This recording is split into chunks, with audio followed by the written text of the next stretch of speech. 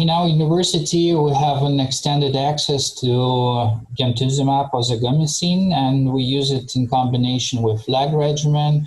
So we try to induce remission in all patients that come with refractory AML. So the results are not great. They are, let's say, 40% of patients can be brought to CR and unconfirmed CR, so not more.